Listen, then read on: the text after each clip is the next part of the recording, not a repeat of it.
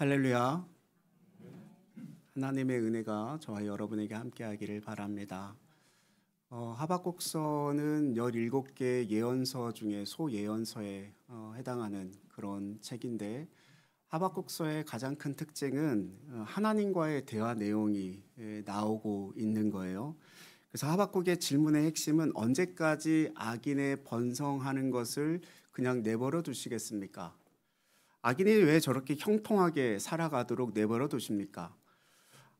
또 악인에 의해서 의인이 고단을 받게 되는 것을 이렇게 살아가야 하는 게 맞습니까? 이런 질문을 던지죠. 매우 현실적인 질문입니다.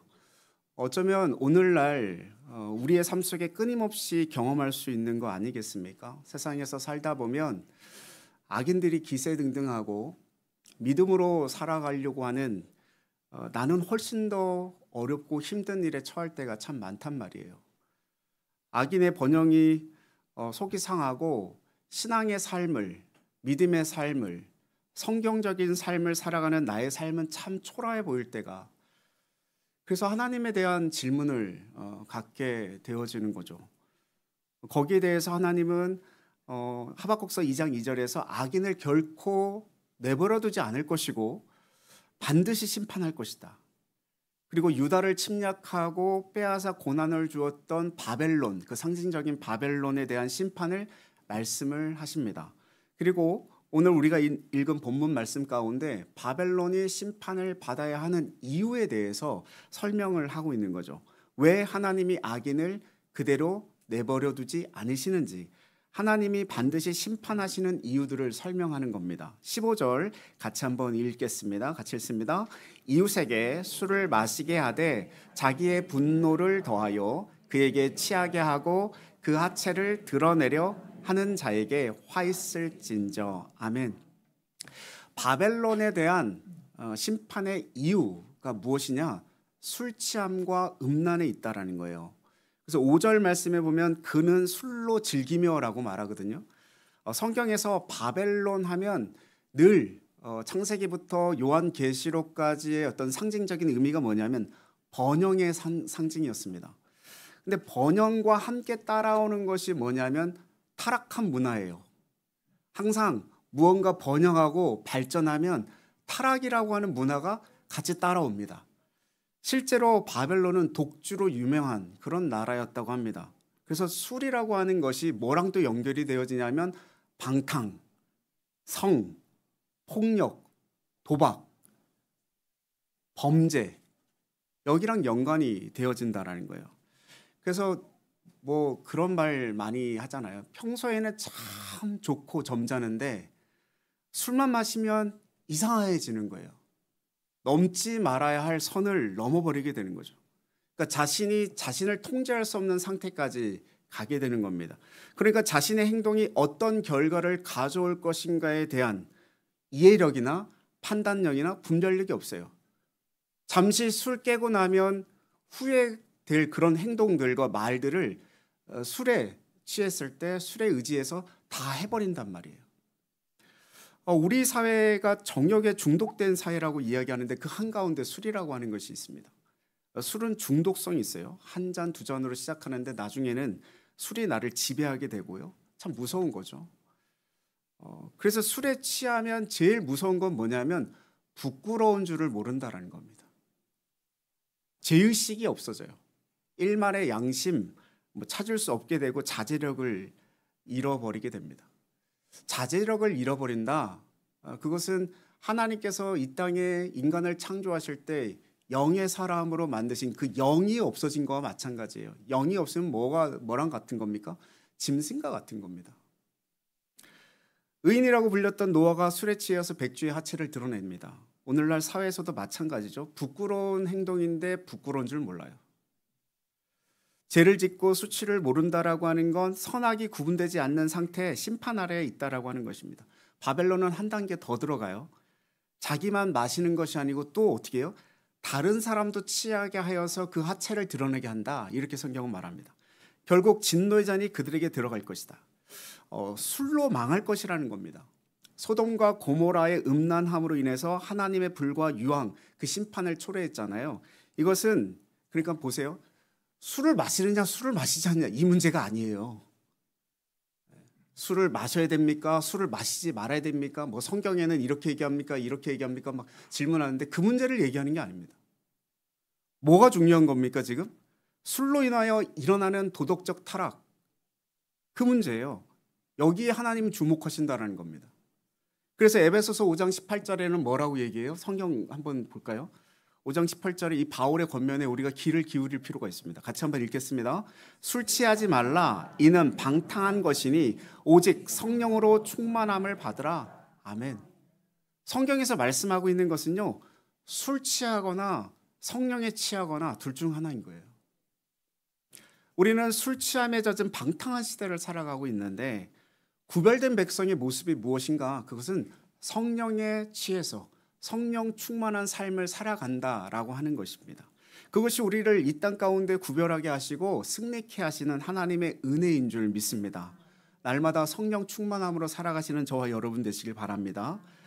두 번째 그 하나님의 심판의 이유를 성경에서 설명하고 있는 것은 뭐냐면 우상 숭배라고 하는 거예요.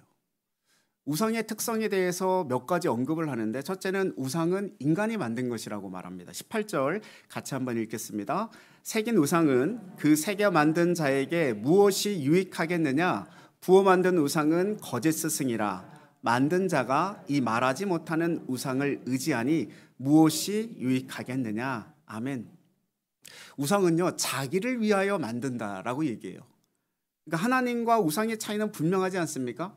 우상은 만들어진 존재지만 하나님은 우주 만물을 만드신 분이에요.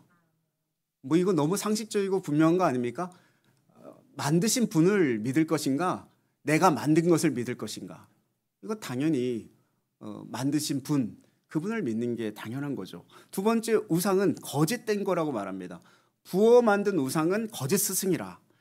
우상의 특성은요, 속이는 거예요. 돌과 나무를 깎아 만들고 그 위에 뭐를 부어 넣냐면 금과 은을 부어요. 화려하게 만드는 거죠. 그래서 그 화려함이 거대한 위용이 사람들로 하여금 무엇인가를 기대하도록 만드는 겁니다.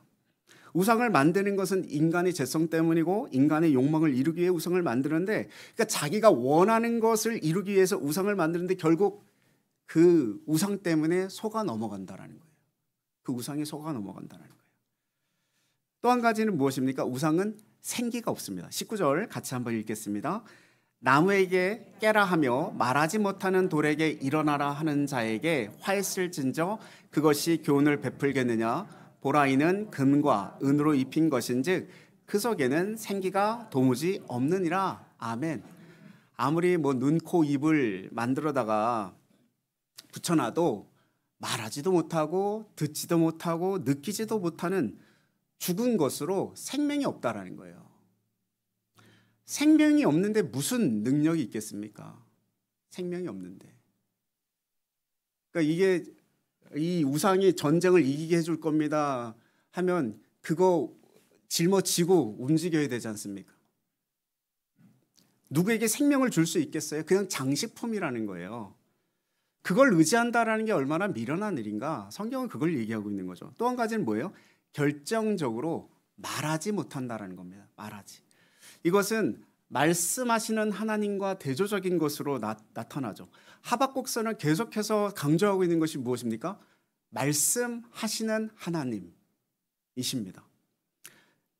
근데 우상은 말을 못한다는 거예요. 물론 뭐 일반 종교에서 창시자가 남긴 말들이 있습니다. 그래서 뭐 경전 뭐 이런 것들을 만들어 놓는데, 근데 근본적인 차이가 뭐예요? 그 말이 출처가 어디냐? 어디서부터 왔느냐? 인간이 한 말이냐? 신이 한 말이냐?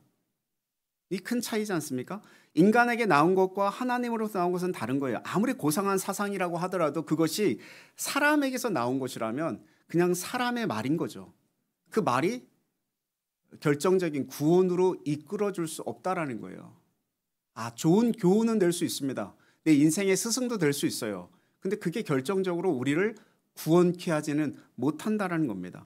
오늘날 우리도 마찬가지잖아요. 이 성경이 만약에 사람의 입에서 나온 거라고 말씀이라고 한다면 우리는 온전히 믿을 수 없는 거 아닙니까? 성경이 인간의 지혜에서 나온 것이 아니고 하나님으로부터 나온 말씀인 거죠. 그래서 우리가 믿는 거죠. 하나님이 말씀하시고 그 말씀하신 것을 성령의 감동으로 하나님의 사람들에게 영감을 주어서 철저하게 성령의 은혜로 기록을 하게 하신 겁니다. 그래서 성경이 수천 년의 역사 속에서 이 수많은 사람의 기자들이 있지만 창세기부터 요한계시록에 이르기까지 이 66권의 성경이 동일한 진리를 가르치고 있는 것, 통일성을 가지고 있는 것, 그것은 무엇입니까? 원저자 한 분 하나님이시기 때문에 그렇다라는 거예요. 만약 하나님이 말씀하시지 아니하시면 하나님을 알 길이 저희에게는 전혀 없습니다. 우리의 상상으로 만들어낸 신, 내가 만든 우상이 될 수밖에 없는 거죠. 그 하나님을 어떻게 믿을 수 있겠어요? 내가 상상으로 그려놓은 하나님을. 우리가 믿는 하나님은요, 말씀하시는 하나님이십니다. 그 말씀에는 생명력이 있어요. 그래서 떡으로만 사는 것이 아니고 우리의 영혼은 하나님의 말씀으로 사는 거죠. 그래서 그 말씀하시는 하나님이 통치하시고 창조하시고 심판하신다라는 거예요. 하박국서에서 만나는 하나님은 말씀하시는 하나님이라는 거죠.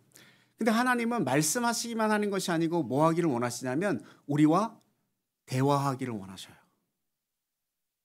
나하고 말하기를 원하셔요.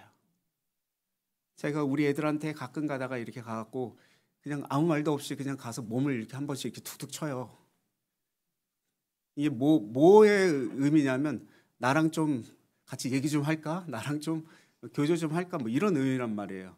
그럼 막 이렇게 장난치는 거 아니까 걔들도 이제 뭐 이렇게 얘기를 한단 말이죠. 하나는 우리에게 그렇게 말을 걸어오시는 분이시거든요. 그리고 우리의 질문에 답을 하셔요. 하박국서에서 그걸 발견하는 거 아닙니까? 이거 우상과 비교할 수 없는 거예요. 하나님은 우리 안에 어떤 우상도 용납하지 않으신다라는 거예요. 어떤 우상이 우리 안에 있다면 회파하시는 저와 여러분의 은혜가 있기를 바랍니다. 20절 같이 한번 읽어보겠습니다. 같이 읽습니다. 오직 여호와는 그 성전에 계시니 온 땅은 그 앞에서 잠잠할지니라 하시니라. 아멘. 여호와가 어디 계시대요? 성전에 계시대요. 오직 여호와는 그 성전에 계시니. 하나님의 형상을 가지고 우상처럼 화려하고 멋있게 서 있지는 않지만 영으로 그곳에 계시다라는 거예요. 하나님이 잠잠하시다고 해서 아무 일도 하시지 않는 게 아니라는 얘기입니다. 그래서 하나님 앞에서 취해야 될 성도들의 태도는 무엇입니까? 오늘 20절에서 말하고 있는 것처럼 온 땅은 그 앞에서 잠잠할지니라 이렇게 말합니다. 이건 뭐 1차적으로 하박국 선지자에게 하시는 말씀일 수 있죠. 선지자야, 뭔 말이 그렇게 많아? 뭐 그렇게 말이 많아? 너 지금 이해 안 되겠지만 조금 있으면 이해될 거야. 그러니까 지금 그냥 가만히 나를 좀 따라와봐. 나 조금만 믿고.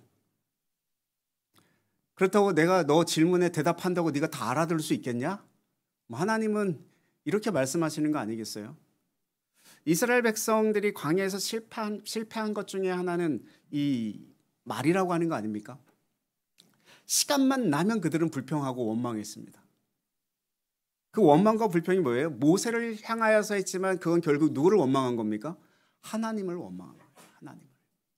그 원망과 불평을 하는 이유는 하나님이 누구신지를 잘 모르기 때문에 그런 거죠.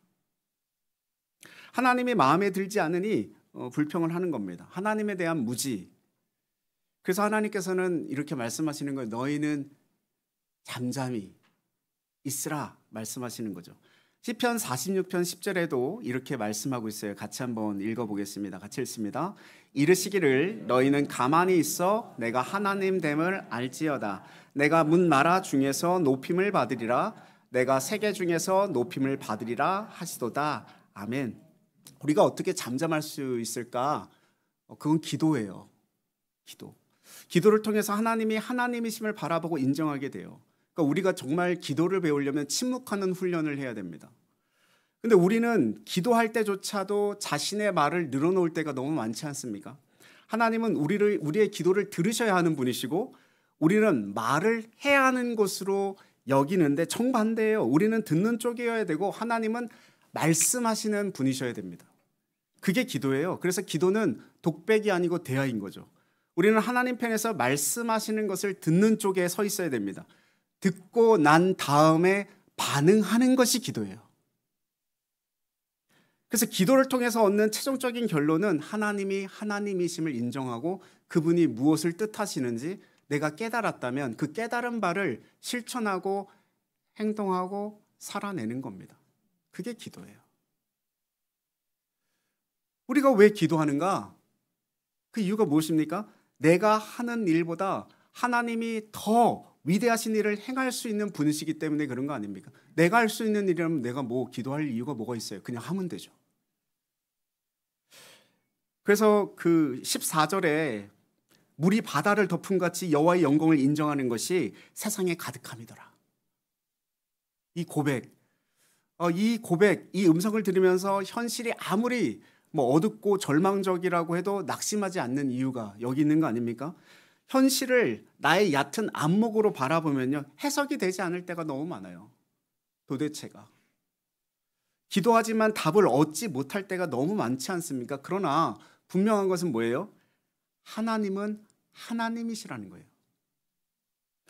우리가 다 이해하지 않아도 하나님은 하나님이십니다. 믿으십니까? 우리의 기도에 응답을 해주셔야 하나님이신 것이 아니고 응답이 되어지지 않더라도 하나님은 하나님이신 거예요. 그 응답을 어떤 형태로 어떤 시기에 어떤 방법으로 이루실지 모르지만 하나님은 항상 선하시고 정의로우시고 완전하시고 살아계시고 지금도 나와 함께 역사하시는 분이시라는 것, 이걸 믿는 겁니다. 그러니까 살아계신 하나님께서 말씀하실 것이니까 들으라는 거예요. 하나님은 우상처럼 말도 못하시는 분도 아니시고 듣지도 못하시는 그런 분이 아니시라는 거예요. 여전히 눈을 뜨고 이 세상의 모든 것을 감찰하시고 판단하시고 통치하시는 하나님이시라고 말씀하고 있습니다. 여러분, 현실이 어렵고 내가 생각한 대로 상황이 돌아가지 않아도 하나님에 대해서 오해하지 않기를 바랍니다. 하나님이 빨리 응답하지 않으신다고 너무 답답해하시지 않으셨으면 좋겠습니다.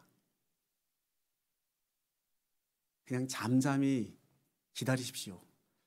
내가 알고 있는 하나님이 전부라고 생각하지 마시고 내가 알고 있는 것보다 훨씬 더 크신 분이 하나님이세요. 내 기도에 응답하지 않는다고 하나님의 존재를 부인하고 하나님이 계시지 않는 것처럼 행동해서도 안 됩니다. 우리의 예측, 기대, 어긋나는 일이 있다 할지라도 언제나 영광을 모든 민족 가운데 드러내실 그 하나님이심을 믿으시기 바랍니다. 하나님을 따르는 자에게 반드시 승리를 주십니다. 우리의 말이 아니라 하나님의 말씀에 귀를 기울이시고 그 음성을 듣고 믿음으로 살아갈 때 하나님은 반드시 우리를 승리케 해주실 줄 믿습니다. 그 은혜가 저와 여러분의 삶에 가득히 넘치기를 바랍니다. 기도하겠습니다.